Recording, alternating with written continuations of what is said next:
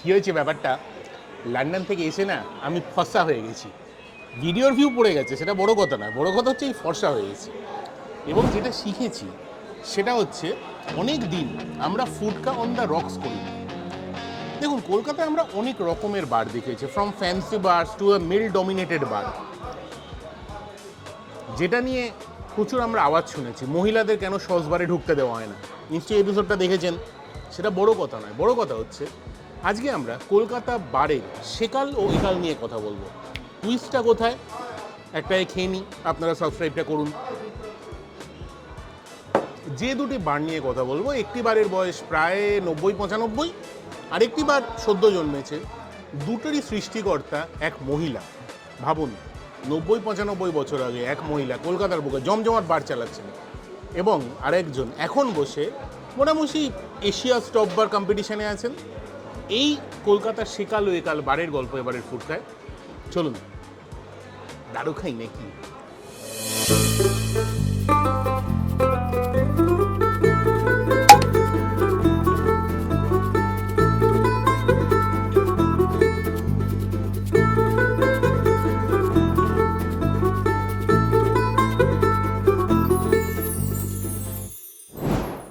হালকা বিয়ার।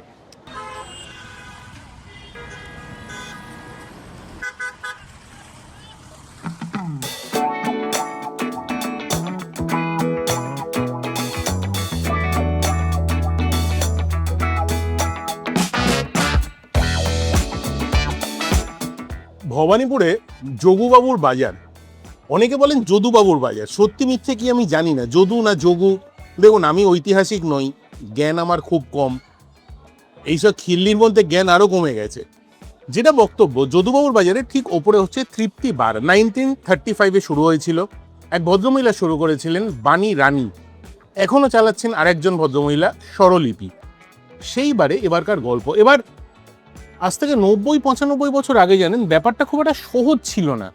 এক মহিলা চালিত বার, তিনি মালিকানা, তিনি ভেবেছিলেন in the first place women এম্পাওয়ারমেন্টের ওপরের দিকেই হয়তো গল্পটাকে রাখা যেতে পারে, যেটা নিয়ে আমরা খুব কম কথা বলি। তৃপ্তিস বার অ্যান্ড রেস্টুরেন্ট, কিছু টিপিক্যাল খাবার হয়, খাবার দাবার অর্ডার করেছি, আসছে। একটা হচ্ছে চিজ পকোড়া, একটা হচ্ছে এদের লিভার কষা, মাটন লিভার কষা, ইজ ভেরি ভেরি পপুলার। ভেটকি মাছের ফিশ ফিঙ্গার আমাকে মোটামুটি জোর করে ওরা খাওয়াচ্ছেন, মানে জোর করে অর্ডার ফর্ডার নিয়ে নিয়েছে।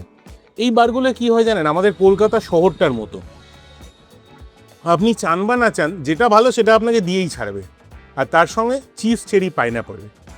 খাবারের অর্ডার দিয়েছি, খাবারটা আসুক, আপনারা ততক্ষণে সাট করে বারটা ঘুরে আসুন, আমি একটু ওয়েট করি।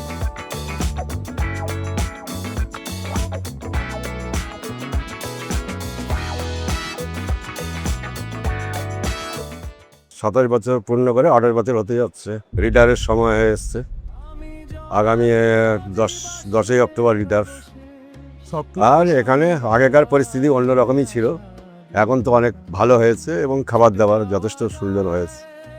আগে তো আপনার এখানে কি বলে, পাকা পাকাগুলো সব 14 ডিসি, কিন্তু এখন সেগুলো পুরো আপনার এই হয়ে গেছে। আগে সব কার্বন লাগানো পাকা ছিল, এবং চেয়ার টেবিল যা ছিল আপনার পাথর দেওয়া টেবিল, এবং চেয়ারটা ছিল আপনার গদি দেওয়া, সে কাঠের চেয়ার।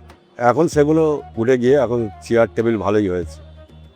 এই আর দেখতে দেখতে এত বছর হয়ে গেল, বিভিন্ন মানুষের সাথে পরিচয়, ভালোবাসা, তারপরে এই আপনারা এসছেন, আপনাদের সাথে এই এখন থেকেই একটু চিন্তা হয়, কিন্তু কাজের জায়গা, মেয়াদ শেষ হয়ে গেলে তো যেতেই হবে।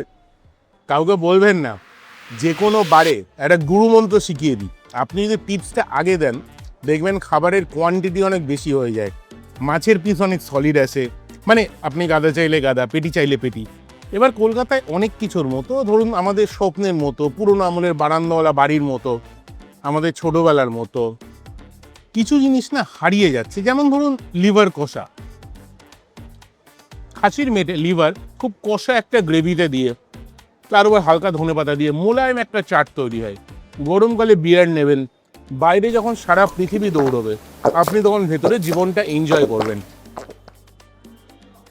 তৃপ্তিতে কিছু টিপিক্যাল স্ন্যাক্স পাওয়া যায়, মানে চাউমিন চিলি চিকেন হয় না বলছি না, যেগুলো এলে খাওয়া উচিত। একটা লিভার কষা, ফিশ ফিঙ্গার জোরজার করে দিয়ে গেছেন, কাতলা মাছের পেটি ভাজা।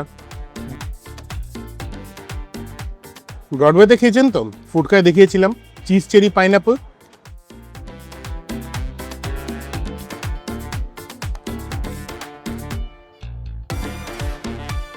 আর একটা চিজ পকোড়া, এটা একটা অদ্ভুত জিনিস, আমি অন্যান্য জায়গায় দেখিনি। লোকে মোজ্জারেলা করে লাফায়, this is the real game changer. ভাজার ভাব, ভেতরে চিজ, নাজুক, তৃপ্তি, ইউ রক। যারা যারা তৃপ্তিতে খেয়েছেন তারা তারা কমেন্ট করে জানান, যারা খাননি সাবস্ক্রাইবটা করে নিন, আমাদের ভালো লাগে। প্রথম তো বলছি 9 থেকে 10 বছর হয়েছে, অভিজ্ঞতা ভালোই। আর আমার রিসেন্ট এই 2 বছর হয়েছে প্রমোশন হয়েছে, ম্যানেজার হয়েছে। আগে আমি ফ্লোর ম্যানেজার ছিলাম, যথেষ্ট স্যাটিসফাই। নিজে মদ খাও? না, খুব কম, হেরে যায়, কারণ একটু এক্সারসাইজ করি তো এটা।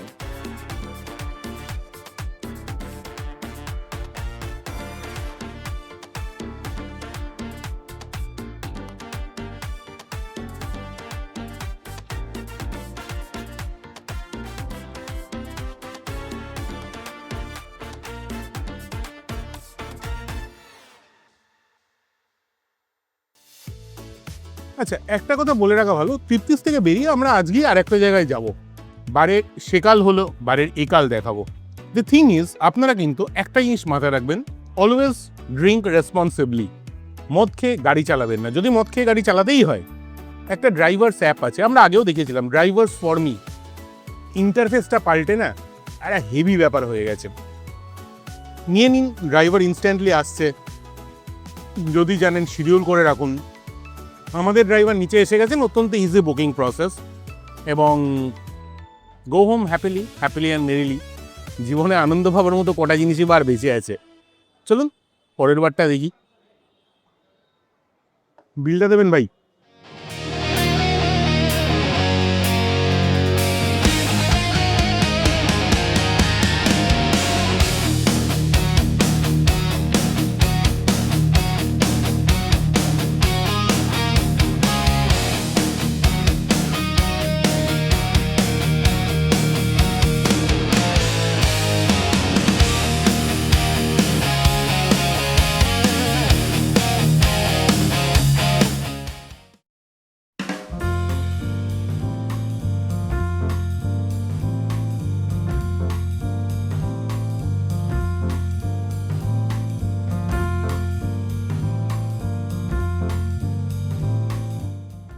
ওটা যদি অন্য একটা পৃথিবী হয়, তৃপ্তিস বার 1935-এ শুরু হয়েছিল।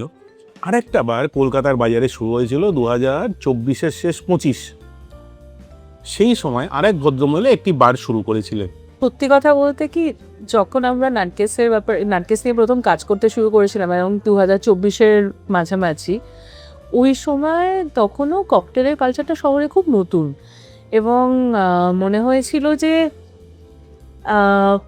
আমরা বাইরে বিভিন্ন বিদেশে যখন বেড়াতে যাই, তখন আমরা যে ধরনের অভিজ্ঞতাগুলো করি, এই শহরে এসে আমরা অনেকেই সেই অভিজ্ঞতাগুলো মিস করে। স্পেশালি কোভিডের যে 2-3 বছর গেছে, যেখানে অ্যাকচুয়ালি ইন্টারন্যাশনাল ট্রাভেল প্রচণ্ড কমে গেছিলো, কোথাও একটা মনে হয়েছিল যে এখানেও অনেক মানুষ আছে যারা হয়তো ওর এই এক্সপিরিয়েন্সটা খুঁজছে কিন্তু পারছে না। সত্যি কথা বলতে কি, অত বেশি মাথা ঘামায়নি। তৃপ্তিস যদি হয় একটা ভীষণ রাস্টিক সেটআপের বার, যেখানে লোকরা খেতে যায়, আড্ডা মারে, গল্প করে, এই বারটারও কনসেপ্টটা সিমিলার, যেখানে একটা আড্ডা মারে, প্রচুর তারকাটা লোকজন আসে। তারকাটা কেন? আমাদের প্রত্যেকের মধ্যে না একটা অন্য মানুষ লুকিয়ে আছে। অন্য মানুষটা কি করে? আমরা অনেক সময় সভ্য ভদ্র মুখোশ করে বসে থাকি। সেই মানুষটা মাঝে মাঝে বেরোতে চায়, যা খুশি করে নেবো, পৃথিবী উল্টে দেবো, দুনিয়া পাল্টে দেবো। ধরে নিন, একজন যদি হয় শক্তি চট্টোপাধ্যায়, অন্যজন হচ্ছে সৈয়দ মুস্তাফা আলী, যে কোনো কিছু তোয়াক্কা করেন। একজন লিখছে দেশে বিদেশে, অন্যজন লিখছে অবনী বাড়ি আছি। অন্য বারটায় কি করেছিল? খাবারটা খাবারের মধ্যে ছিল। এখানে যেটা করেছে, এরা ককটেলটা খাবার বানিয়ে ফিরেছে। কিরম করেছে? আপনি সুশি খেয়েছেন, কখনো ভেবে দেখেছেন যদি একটা ককটেল হয় যেটা sushi tasted? It's a sushi cocktail. And trust me, নাটকেসে আপনি যদি খান, কোনো ঝুমঝাম নেই, গন্ধে বোঝা যাবে না, বাট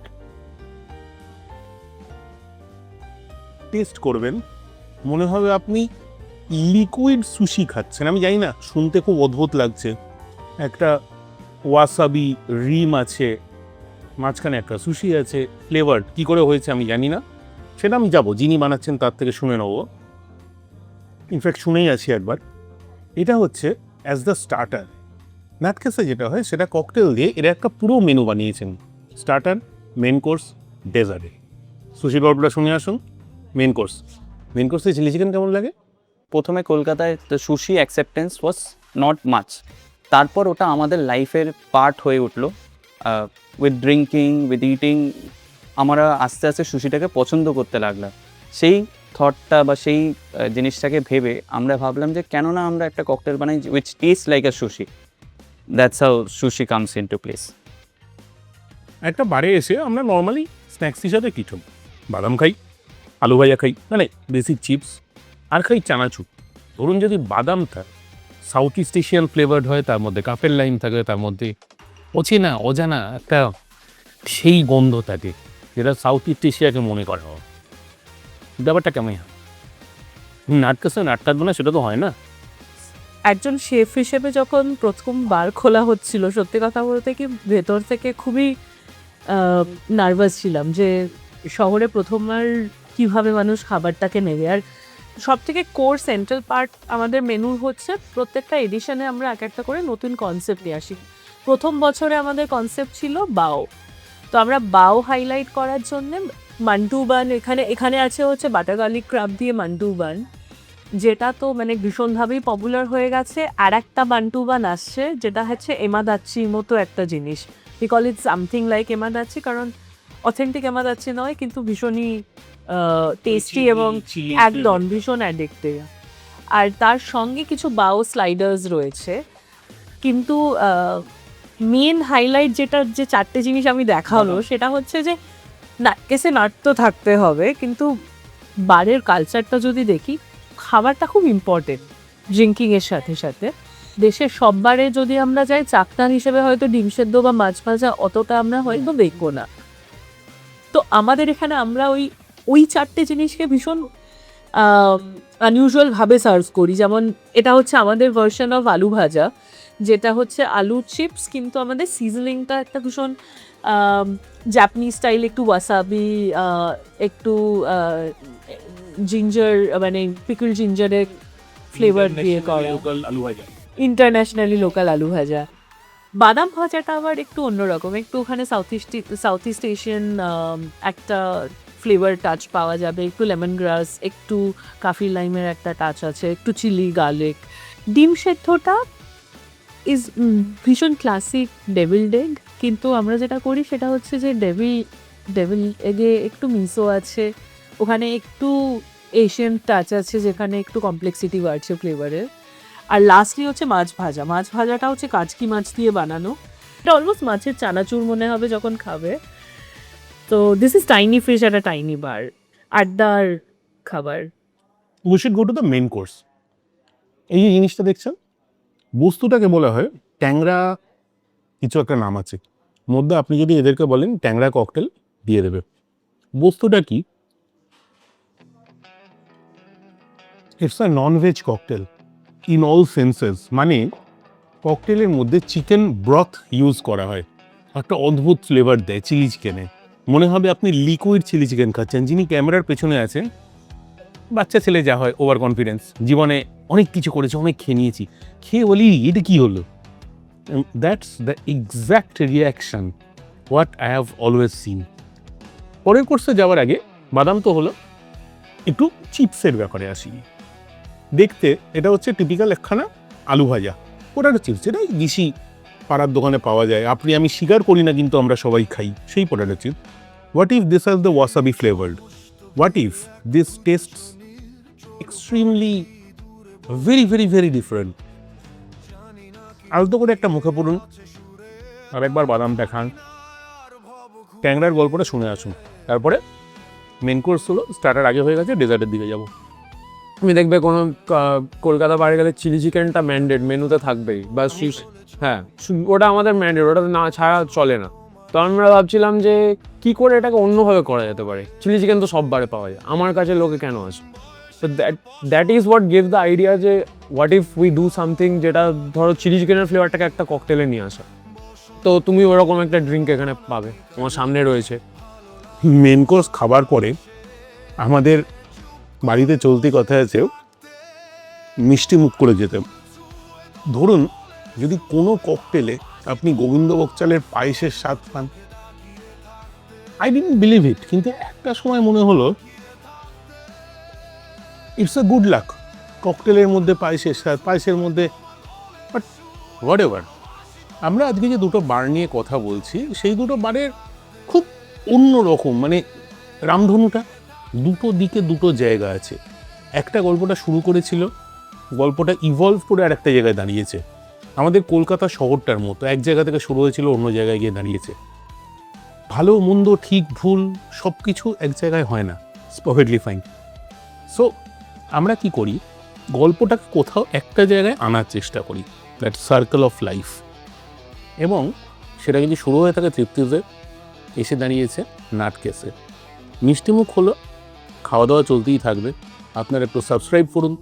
ককটেল পছন্দ করেন এমন যদি কেউ থাকেন, এবং একটু প্রিমিয়াম ককটেল পছন্দ করেন না, প্রিমিয়াম অ্যাম্বিয়েন্স, আড্ডার জন্যে নিজের ভেতরের মানুষটাকে যেটাকে চেপে লুকিয়ে রেখেছি সেটাকে বের করতে চান, কাম হিয়ার।